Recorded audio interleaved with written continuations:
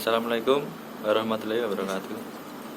Saya Arif Budiman, NPM 163. Di sini saya akan mempresentasikan pengertian asesmen.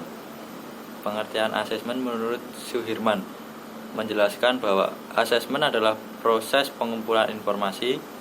Asesmen berfungsi untuk membantu siswa dalam belajarnya, bukan hanya sekedar pengumpulan informasi untuk keperluan penilaian.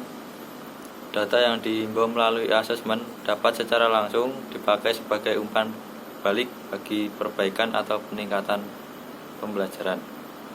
Selanjutnya, untuk pengertian lain yang dikemukakan oleh Sagala menyatakan bahwa asesmen adalah proses pengumpulan berbagai data yang bisa memberikan gambaran perkembangan belajar siswa. Gambaran perkembangan belajar siswa perlu diketahui oleh guru agar bisa memastikan bahwa siswa mengalami proses pembelajaran dengan benar.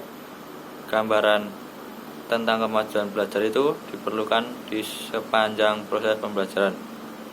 Maka asesmen tidak dilakukan di akhir periode seperti akhir semester.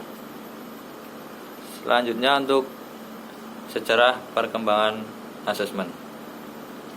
Sangat sulit diketahui kapan sebenarnya tes mulai digunakan oleh manusia. Pada zaman Kekaisaran Cina kuno, untuk ujian pegawai negeri digunakan selama 2000 tahun.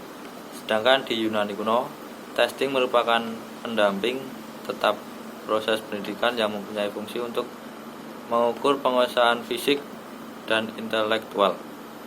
Untuk mengidentifikasi perkembangan tes sampai menghasilkan alat ukur seperti yang kita ketahui dewasa ini, maka bisa kita gunakan atau kita mulai pada perkembangan abad 19.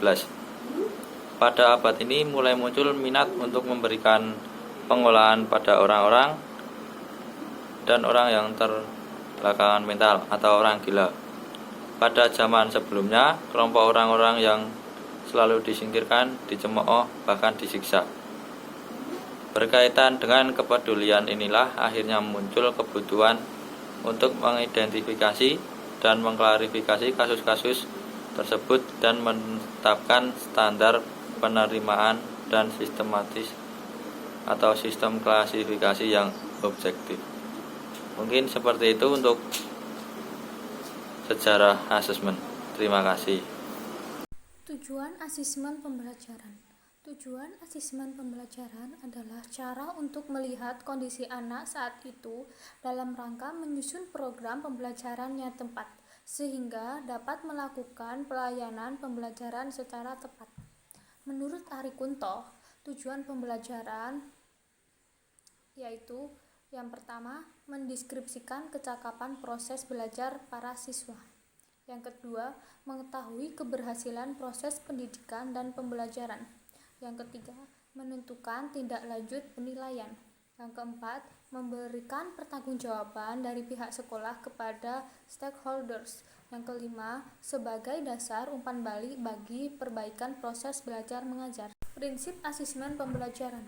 Yang pertama, memandang asesmen dan kegiatan pembelajaran secara terpadu, sehingga penilaian berjalan bersama-sama dengan proses pembelajaran. Yang kedua, mengembangkan tugas-tugas asesmen yang bermakna terkait langsung dengan kehidupan.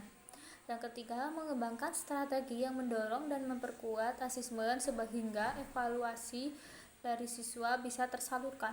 Yang keempat, melakukan berbagai asesmen di dalam program pembelajaran untuk menyediakan berbagai jenis informasi tentang hasil belajar proses peserta didik.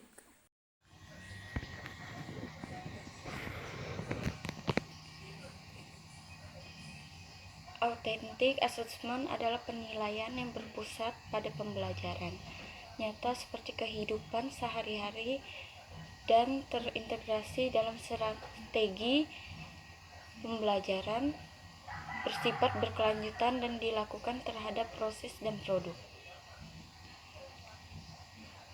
Authentic assessment merupakan suatu proses terintegrasi untuk menentukan ciri dan tingkat belajar pada perkembangan belajar peserta didik. pendapat lain mengatakan bahwa proses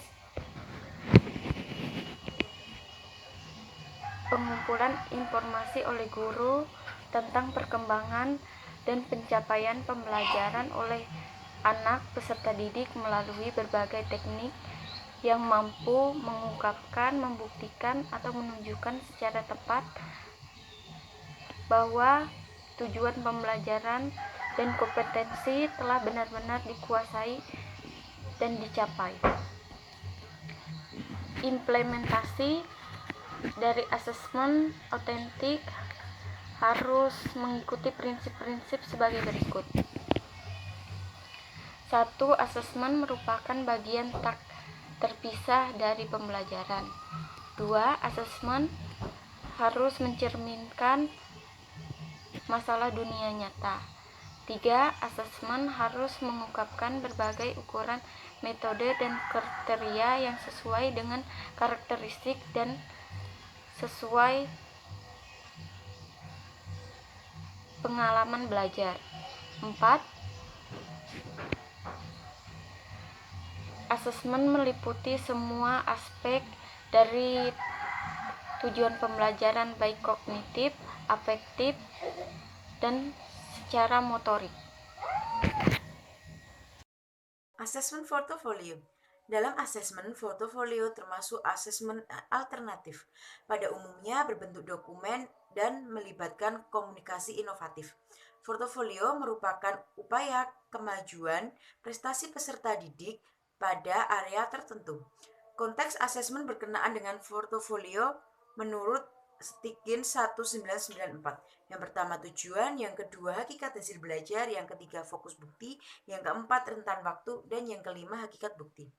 Kelebihan dari asesmen portofolio: yang pertama, pendidik mengakses kemampuan peserta didik untuk membuat, menulis, dan menghasilkan berbagai tipe tugas. Yang kedua, pendidik menilai keterampilan. Yang ketiga, mendorong kolaborasi antara peserta didik dan pendidik.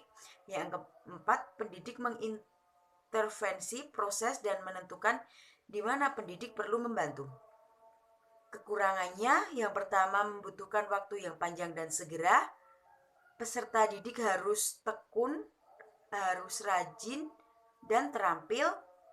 Yang ketiga, tidak ada kriteria yang standar.